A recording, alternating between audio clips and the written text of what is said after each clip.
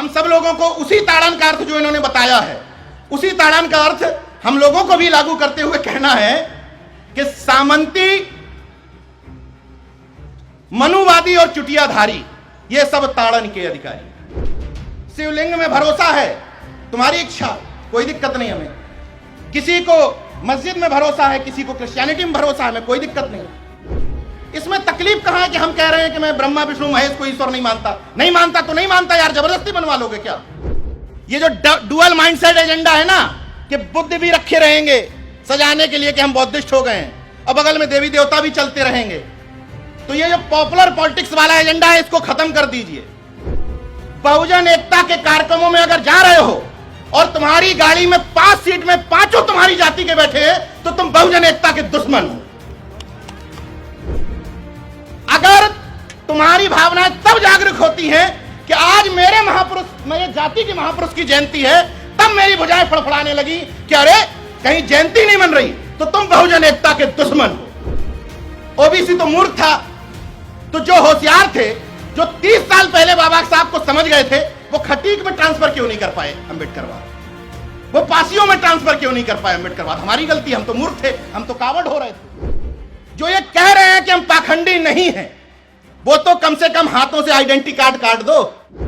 अंते जी का बेहद शुक्रिया कि इस शानदार आयोजन में मुझ जैसे सामान्य व्यक्ति को बोलने का मौका दिया, और इस बात के लिए शुक्रिया कि पश्चिम उत्तर प्रदेश में माना जाता है कि विचारधारा तैयार नहीं हो सकती। आपने पश्चिम उत्तर प्रदेश में करके दिखाया, इसके लिए आपको बहुत बहुत साधुवाद और इस्तकबाल है। जागरूक क्यों नहीं होंगे? मुझे गर्व है कि जिस मेरठ में ये बोल रहा हूं, ये धन सिंह कोतवाल की क्रांति की धरती है। जिस मेरठ में मैं बोल रहा हूं, ये माता दीन भंगी की क्रांति की धरती है। अभी मेरे बड़े भाई रतनलाल जी बोल रहे थे, तो मुझे भी इतिहास की बात याद आ गई कि जहां पर बोल रहा हूं, यहीं बगल में 1857 की क्रांति हुई थी, और वो क्रांति माता दीन भंगी की वजह से हुई थी, और वो क्रांति धन सिंह कोतवाल की वजह से हुई थी। तो हमें उस इतिहास को जानना चाहिए। ये मैदान इस बात का गवाह है कि हमारे इतिहास को दबाने की कोशिश की गई। तुम्हारा शिवाजी महान कैसे? तो उनके साथ एक जोड़ दिया गया कि दादाजी कोणदेव की वजह से महान, जबकि दादाजी कोणदेव का शिवाजी के जीवन में कोई योगदान नहीं। तुम्हारा चंद्रगुप्त मौर्य महान कैसे? तो जोड़ दिया एक चाणक्य नाम का कैरेक्टर, जबकि इतिहास में चाणक्य का कोई उल्लेख नहीं। कोई विदेशी जितने भी इतिहासकार आए उन्होंने कहीं उल्लेख नहीं किया। तुम्हारा कबीर इतना महान कैसे? तो जिन मनुवादियों को कबीर का जन्म नहीं पता कि कब हुआ था, वो बताते हैं कि विधवा ब्राह्मणी के गर्भ से हुआ था। जन्म की तिथि नहीं पता, विधवा ब्राह्मणी के गर्भ से हुआ था, यह पता है। इसलिए इतिहास को चुस्त दुरुस्त करने की जरूरत है, और साथ ही साथ ये मेरठ वो धरती है जहां कभी सर छोटू राम की विचारधारा की वजह से चौधरी चरण सिंह और भारतीय किसान यूनियन के लोगों ने कभी नफरतवादी राजनीति को, इशारों में समझिएगा, नफरतवादी एजेंडे को यहां पनपने नहीं दिया था। लेकिन नफरतवादियों ने एक झूठा बहुजनों के बीच में दंगा करवा करके उस यूनिटी को छीनने की कोशिश की। किसान आंदोलन में काफी हद तक वो दूरियां कम हुई हैं। यहां से शपथ लेकर के जाइए कि उन नफरत भारतीयों को पश्चिम उत्तर प्रदेश से उखाड़ फेंकेंगे। इतना तो कम से कम कर सकते हैं। यह बात बिल्कुल सही है कि हम लोग इन मंचों से यह नहीं तय कर सकते कि किसकी सरकार बनेगी, किसकी नहीं बनेगी, लेकिन इन मंचों से यह तो तय कर सकते हैं कि हमारे मुद्दों के आधार पर बनेगी, हमारी विचारधारा के आधार पर बनेगी। हम पार्टियां तय नहीं करते, लेकिन यह तो तय कर सकते हैं कि संसद में जाने वाला व्यक्ति अंबेडकरवादी होगा, संसद में पहुंचने वाला व्यक्ति संविधानवादी होगा। यह तो तय किया जा सकता है। अब छोटे छोटे अनुरोध कर लेता हूं क्योंकि समय बहुत कम है। छोटे छोटे अनुरोधों के साथ बात खत्म करूंगा। कोई बात नहीं करूंगा ये परिवर्तन, वो परिवर्तन, यहां क्रांति कर दो। छोटे छोटे अनुरोध करता हूं आप बहुजन समाज के लोगों से। बहुजन यूनिटी एक विषय है। जितने भी कार्यक्रम हो रहे हैं, मुझे इनके पीछे पृष्ठभूमि में वजह लगती है बहुजन एकता। तो मैं इसी बहुजन एकता पर बात करूंगा कि आएगी कैसे। अगर इन मंचों से इस बात को इस तौर पे समझिएगा कि एक बहुजन बोल रहा है, अगर किसी और दिशा में ले गए तो फिर आप आलोचना करते रहेंगे। अगर बहुजन एकता हम चाहते हैं तो, जो चाहते हैं उनके लिए बता रहा हूं ये फॉर्मूला, कि अगर बहुजन एकता हम चाहते हैं तो हमें इन मंचों पर शिवदयाल चौरसिया को भी याद करना पड़ेगा, हमें इन मंचों पर संतराम बीए प्रजापति को भी याद करना पड़ेगा, हमें इन मंचों पर कर्पूरी ठाकुर को भी याद करना पड़ेगा। और अगर बाबा साहब को इसलिए याद कर रहे हैं कि उन्होंने 22 प्रतिज्ञाएं दिलवाई थी, तो सम्राट अशोक का कोई योगदान नहीं था क्या?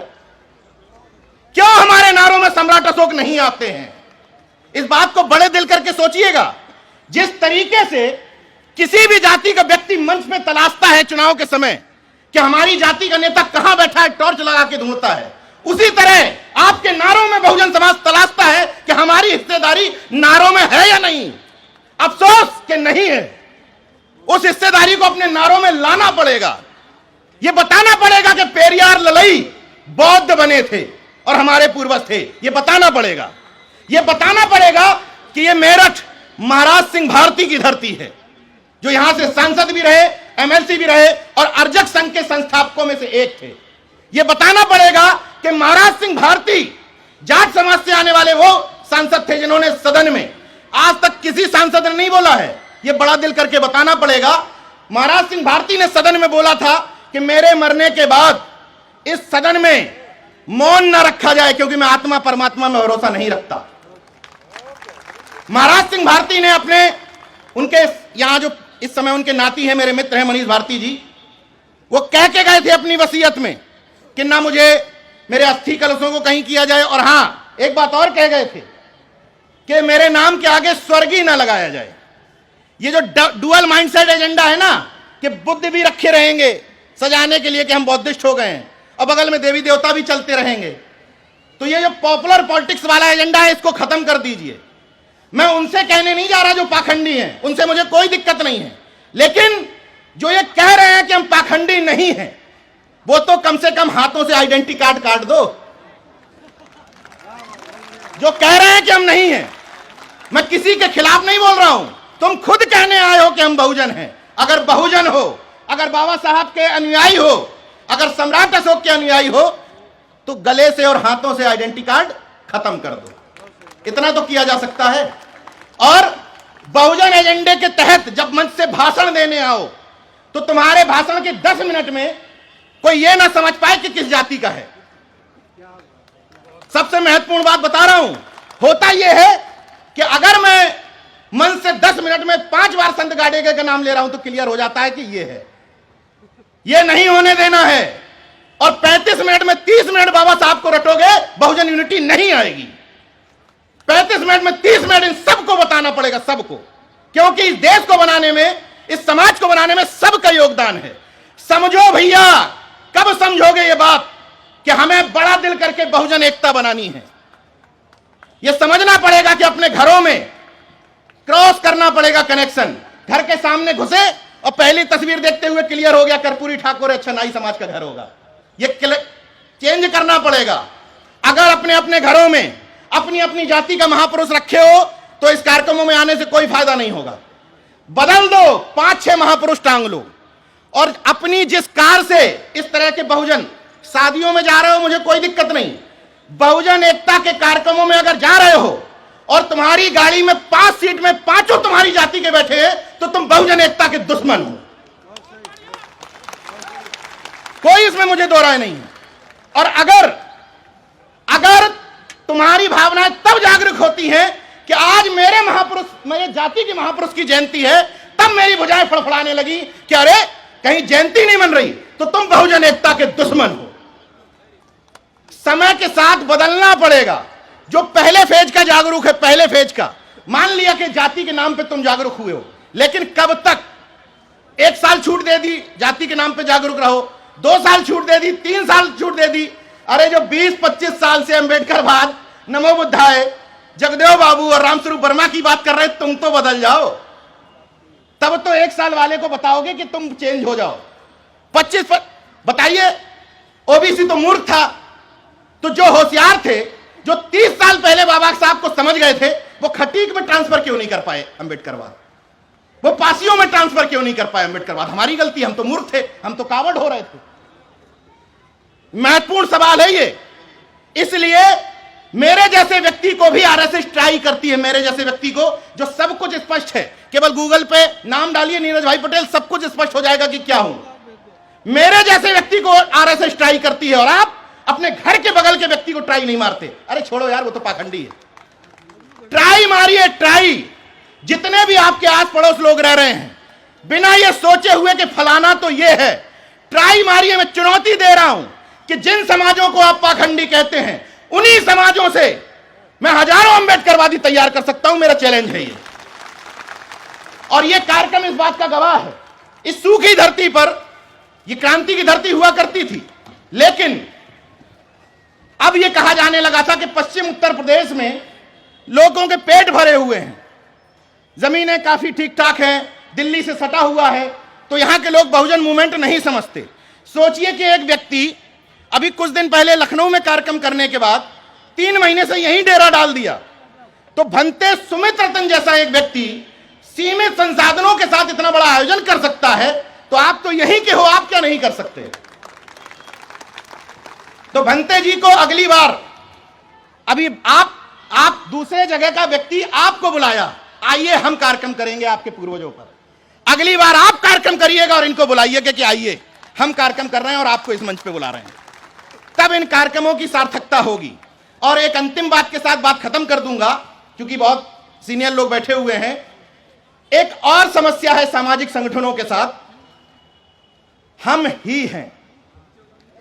मेरा अनुरोध यह है कि जितने भी सामाजिक संगठन के पुरोधा है, वो ये सोचे कि हम भी हैं।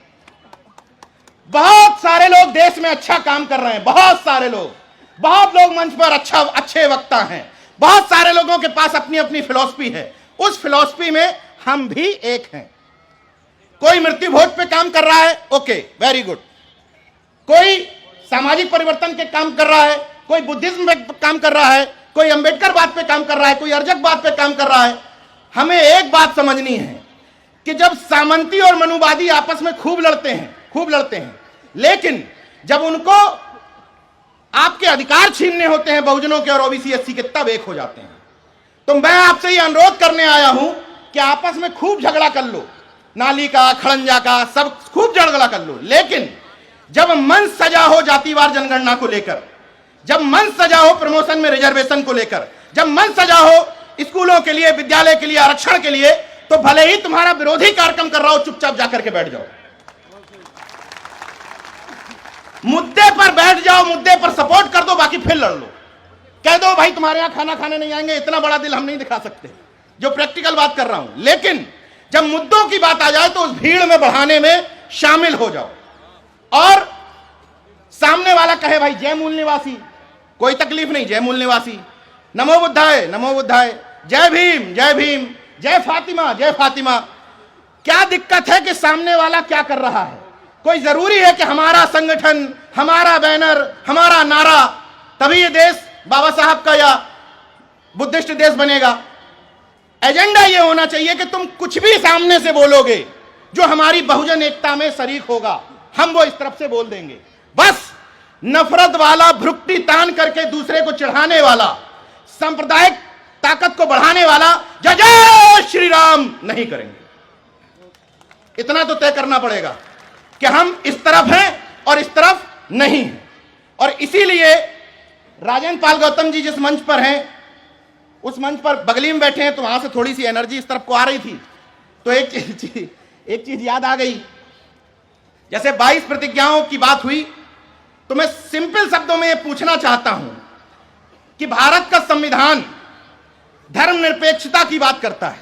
उसका मतलब यह है कि किसी को शिवलिंग में भरोसा है, तुम्हारी इच्छा, कोई दिक्कत नहीं हमें। किसी को मस्जिद में भरोसा है, किसी को क्रिश्चियनिटी में भरोसा है, हमें कोई दिक्कत नहीं। किसी को बुद्धिज्म पे भरोसा है। वही भारत का संविधान हमारे जैसे लोगों को यह इजाजत देता है कि इसमें तकलीफ कहां है कि हम कह रहे हैं कि मैं ब्रह्मा विष्णु महेश को ईश्वर नहीं मानता। नहीं मानता तो नहीं मानता यार, जबरदस्ती बनवा लोगे क्या? ये तो हमारे व्यक्तिगत विषय है ना, ये तो हमारा निजी विषय है कि हम नहीं मानते। नहीं मानते तो नहीं मानते। उसी तरीके से अभी एक आया कि वो ताड़न का शब्द बदल दिया, खत्म कर रहा हूं, तो हम सब लोगों को उसी ताड़न का अर्थ जो इन्होंने बताया है, उसी ताड़न का अर्थ हम लोगों को भी लागू करते हुए कहना है कि सामंती, मनुवादी और चुटियाधारी ये सब ताड़न के अधिकारी। नहीं, ताड़न का अर्थ क्या है? तो बस हम शिक्षा की बात कर रहे हैं, हम संवैधानिक लोग हैं, हम लोग संवैधानिक लोग हैं, तो हम लोग शिक्षा की ही बात कर रहे हैं। तो शिक्षा देना जरूरी है कि नहीं? तुम हमको क्यों दोगे, तुम हमसे बदले में भी लो। इन्हीं शब्दों के साथ बात खत्म करता हूं। नाक छोटी कर लीजिए, दिल बड़ा कर लीजिए, मुद्दों पर एकजुट हो जाइए, यूनिटी को बढ़ाने के लिए क्रॉस सेलेक्शन करिए, अंतरजातीय विवाह करिए। जिस तरीके से शिवाजी की मां जीजाबाई और उनके पिता शाहजी भोसले का अंतरजातीय विवाह हुआ था, तो शिवाजी जैसी संतान पैदा हुई थी। तो अगर अंतरजातीय विवाह करोगे, बहुजन एकता बनेगी और परम प्रतापी संतान भी जन्म लेगी। अपनी अंतिम शब्दों के साथ बात खत्म करूंगा। बंते जी के शब्द चुराते हुए उनके मुंह से बोल देता, अपने मुंह से बोल रहा हूं उनके शब्द, कि अभी तो परिंदे शुमार करना है, फिर हम बताएंगे कि किस किस पे वार करना है। अभी तो परिंदे शुमार करना है, फिर हम बताएंगे कि किस किस पे वार करना है। बड़ा गुरूर है सामंतियों तुझे, मगर हम बुद्धिवादियों को भी जिद है कि दरिया को पार करना है। जय विज्ञान, जय संविधान, नमो बुद्धाय, जय भीम, जय अर्जक, इनकलाब जिंदाबाद, उल गुलाम जिंदाबाद। धन्यवाद।